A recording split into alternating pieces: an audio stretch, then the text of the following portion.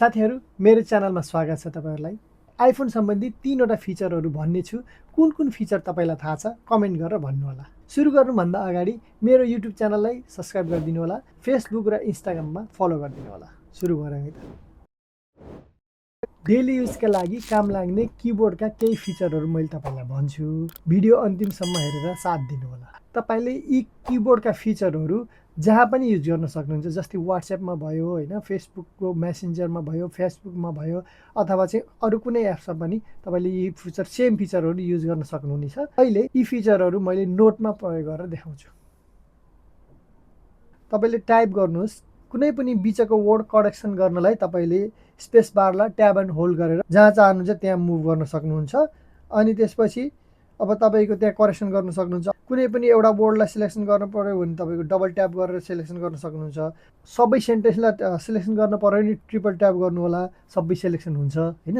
अब तपाईको डिलिट भयो, यस्तै सबै कुरो डिलिट भयो भने तपाईको मोबाइल सेक गर्नुभयो भने चाहिँ तपाईको अन्डु हुन्छ, पुरै ब्याक हुन्छ। यो नोटमा मात्रै हैन, तपाईको फोटो एल्बममा पनि यदि फोटो डिलिट भयो भने तपाईले चाहिँ सेक गरेर चाहिँ फोटोलाई ब्याक गर्न पनि सक्नुहुन्छ। मैले डाइनामिक आइल्यान्डमा ट्याब एन्ड होल्ड गरेर मेरा फेभरेट एप्सहरुलाई सजिलैसँग एक्सेस गर्न सक्छु। के तपाईले पनि यस्तै बनाउन चाहनुहुन्छ? सबभन्दा पहिला एप स्टोरमा जानुहोस्। एप स्टोरमा गएर लक, लन्चर, स्क्रिन विजार्ड यो एप्सलाई डाउनलोड गर्नुहोस्। मैले पहिले नै डाउनलोड गरिसकेको छु। म यसलाई ओपन गर्छु। ओपन गर्नुहोस्। अनि फिचरमा जानुहोस्। पहिला फिचरमा गएर डाइनामिक आइल्यान्डलाई सिलेक्ट गर्नुहोस्। अनि अलि तल जानुहोस्।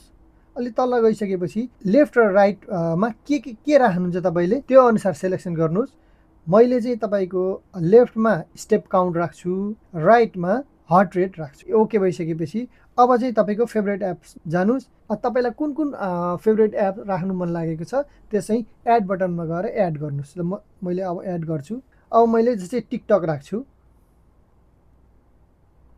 टिकटक अनि यसलाई सिलेक्सन गर्छु। अनि यहाँ चाहिँ ओके मार्कलाई ओके गर्छु, डन गरिदिन्छु। अब यहाँ आयो। त्यस्तै गरेर यस्तै गरेर तपाईले चाहिँ अरु एप्सहरु पनि एड गर्नु होला हैन। मैले 5 वटा एप एड गरिसकेको छु। यसलाई एक्सेस गर्ने चाहिँ कसरी भनेपछि अब तपाईको यो डाइनामिक आइल्यान्डलाई ट्याब एन्ड होल्ड गर्नुहोस्।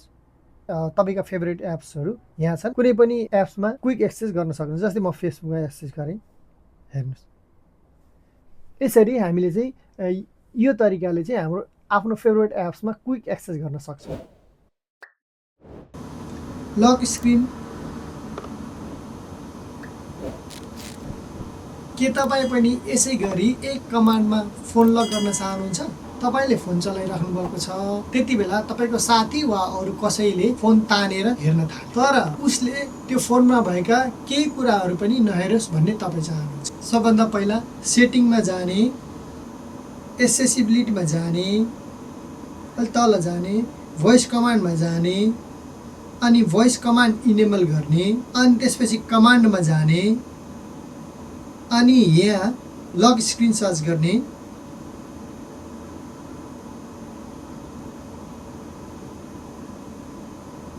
यसलाई इनेबल गर्ने। यति गरिसकेपछि तपाईले लक स्क्रिन भन्दा बित्तिकै लक हुन्छ। यसरी हामीले एक कमान्डमै हाम्रो फोन लक गर्न सक्छौं। अहिले मैले भनेका फिचरहरु मध्ये तपाईलाई कुन पहिला नै थाहा थियो कमेन्ट गरेर भन्नु होला। र मेरो युट्युब च्यानललाई सब्स्क्राइब गरिदिनु होला।